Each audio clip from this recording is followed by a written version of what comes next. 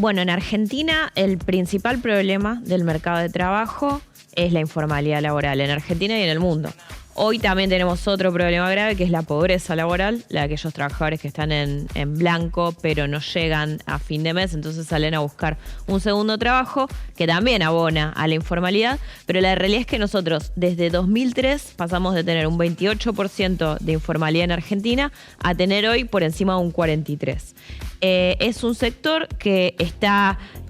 poco medido en las estadísticas argentinas y mucho más en las de las provincias, y que entonces, más allá de que conozcamos un número global, no podemos saber o no tenemos información cierta y precisa respecto de cómo se compone el mundo de la informalidad, que es muy heterogéneo porque ahí conviven desde prácticas muy antiguas como la agricultura familiar hasta los trabajos más modernos como los de las economías de plataforma, que todos son informales, o sea, comparten un elemento que es la precariedad. No están inscriptos en el derecho laboral ni en la seguridad social, entonces no tienen protección frente a enfermedades, frente a contingencias climáticas, no tienen licencias por paternidad o maternidad, no tienen acceso a una jubilación. Bueno, no hay ningún derecho que los ampare y que les dé certidumbre a la hora de pensar en cómo en base a ese trabajo se planifica una vida individual o familiar, digamos, y se proyecta hacia el futuro. Entonces, un poco lo que nosotros proponemos, y este proyecto de tuvo media sanción,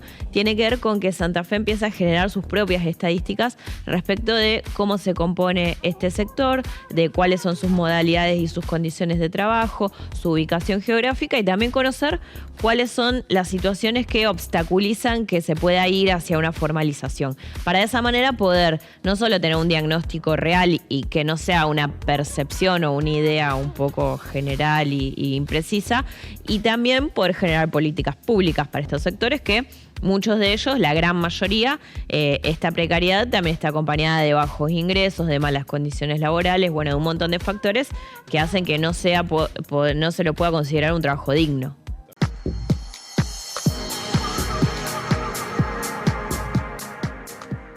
Sí, vinculado con la pérdida de poder adquisitivo está el alto nivel de endeudamiento de las familias, que lo preocupante es que el endeudamiento ya no está dirigido a mejorar condiciones de vida, comprándose una casa, un vehículo o incluso haciendo un viaje o invirtiendo en algo que tenga que ver con mejorar la calidad de vida de esa familia, sino que el endeudamiento reemplaza los ingresos. Hoy la gente se endeuda para pagar sus gastos fijos, para terminar de pagar los servicios, terminar de pagar los impuestos, terminar de pagar el alquiler, digamos, los costos que forman parte del gasto fijo de cada mes de esas familias. Entonces, esto se va haciendo, digamos, una bola de nieve que termina presionando sobre la situación económica de las familias. Y esto se expresa en indicadores que hablan de un 60% de familias endeudadas, y sobre esa cantidad un 10% que ya no pueden hacer frente al pago de las cuotas, digamos, que ya deben el pago de sus deudas. Esta es una situación que no se venía dando o que no se había dado al menos desde hace 20 años en Argentina, y también es necesario prestarle atención, no solamente como hizo recientemente el gobierno de la provincia con un plan de captación de deuda para llevar esa deuda al Banco de Santa Fe y generar mejores intereses y mejores cuotas, que es algo que aporta, pero que sigue, digamos, siendo un financiamiento de esas deudas, sino también como el Estado puede, en este caso lo que nosotros proponemos es a través de las empresas públicas, financiar moratorias que le permitan a la gente directamente regularizar sus situaciones y no estar endeudadas con una entidad financiera. Que además hoy tenemos que hablar no solamente de los bancos, hablamos también de las tarjetas de crédito y de las billeteras virtuales, que son un elemento nuevo, muy accesible, porque la gente necesita muy pocos requisitos para sacar una deuda, un crédito, digamos, un préstamo con una billetera virtual, pero que tienen unos intereses altísimos y que además son entidades poco reguladas o menos reguladas que los bancos, y que por lo tanto, bueno, hay una situación de riesgo mucho más grande. Y esto también es importante y necesario atenderla, porque es otro de los elementos que está haciendo presión en el deterioro acelerado de la economía doméstica.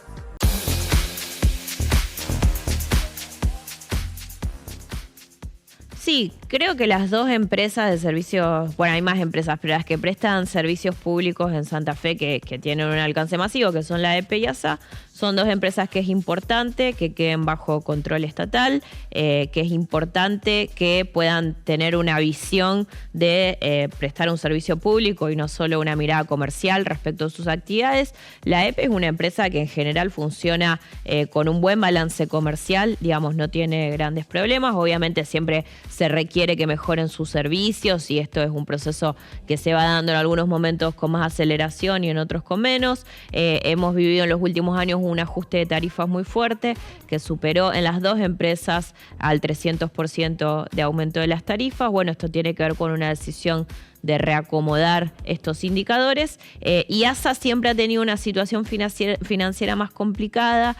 con una recaudación menor sobre sus gastos, que bueno, se ha intentado ordenar. También nosotros criticamos que siempre la forma de ordenarlo es trasladando costo a los usuarios, que somos los santafesinos, y que entonces las tarifas han aumentado muchísimo en vez de buscar algunas otras formas de hacer quizás más eficiente o poder generar mejores balances comerciales, pero lo fundamental es entender que estas dos empresas no pueden ir a un proceso de privatización. Creo que nadie discute que la EPE tenga que ir a un proceso de privatización, me parece que eso es algo, una locura, digamos, hablándolo coloquialmente. ASA tiene un antecedente de privatización en los 90 que fue realmente una experiencia frustrada y fracasada, donde vinieron capitales extranjeros a invertir, pero terminaron llevándose mucho más que lo que los dejaron a los santafesinos y la empresa quedó en muchas peores condiciones. Entonces, las voces que señalan este como un camino aceptable o un camino deseable, me parece que están equivocados y que esto no es un lugar al que tengan que ir nuestras empresas, que pueden mejorar su gestión, pueden mejorar sus balances comerciales, tienen que mejorar sus servicios, hay que llevarle agua al 100% de los santafesinos y hoy no la tienen, digamos, y eso también es un objetivo que tiene que tener el Estado. Y sobre todo hay que entender que un servicio público se presta para garantizar un derecho y ahí tiene que haber una inversión pública. Esto es algo, me parece, básico. No se puede pensar a las empresas de servicio como en la lógica comercial tradicional de una empresa que busca tener ganancias. Las empresas de servicios públicos tienen que garantizar derechos, porque eso está establecido, digamos, en toda la normativa constitucional y legal de nuestra provincia, del país y del mundo a través de los tratados internacionales. Entonces, esa es su función. Y el Estado tiene mejores condiciones para garantizarlo. Esto no quiere decir que no haya algunas áreas o algún desarrollo específico donde puedan intervenir capitales privados, pero sí la gestión tiene que estar siempre bajo control público.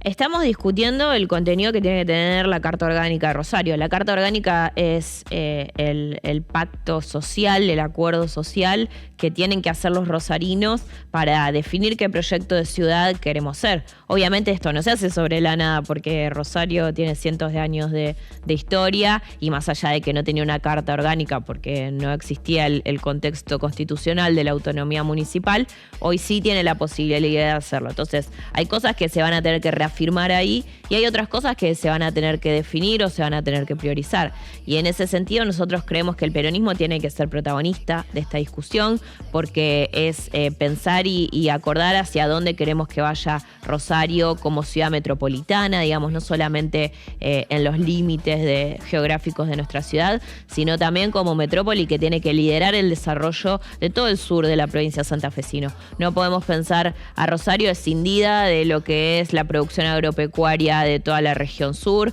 o la producción industrial también de toda esta parte de la provincia. Rosario es un polo de desarrollo económico donde se discuten todas estas cuestiones y el Estado, a través de la definición de su carta básica, de su carta orgánica, tiene que también poder fijar este rumbo y ver de qué manera se aporta a que se siga creciendo, siempre pensando, bueno, que Rosario también tiene que ser una ciudad donde se garantice la calidad de vida para sus habitantes y hay mucho por hacer para que eso pase.